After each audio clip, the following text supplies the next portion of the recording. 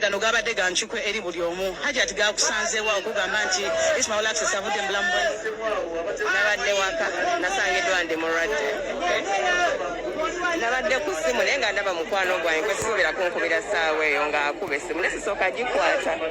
Ageza okulaba n'omulala one of the guests benkyaza ku show gwe sisuubira kunkubira ssaawa eyo ng'akuba era n'essimu kwata bwe yakubye ogwokubiri nenkwata essimu ne nga I think something is not right. Era nange Faridah Isma gobakubye nemubuuza Isma ki ngu Isma ikyuli. That shock was just too much.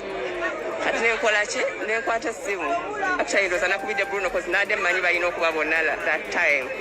Nembuuza Bruno Isma oli naye nanga nange ndaba ku internet Isma bamusi twadde suppose okulinkinga app nene tulemererwa naye ndaba amawulire agajjagala gambo ki afuudde mulamu wenzi. So that was it.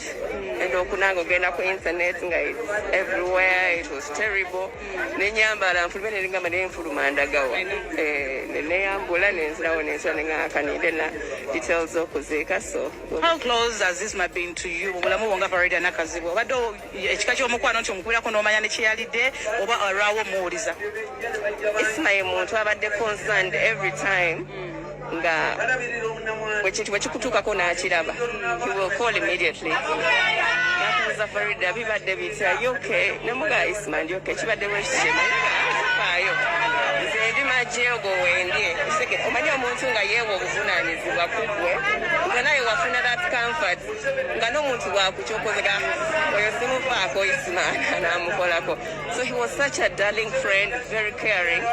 Actually sometimes ngenda nendowooza nti abantu tebategeera Isma kuba Isma nze nange nali mulengerera eri ebbali nga mpulira nga n'olumu amanyi okuwataakinga naye nga nze simufaako ng'akyali e Sweden.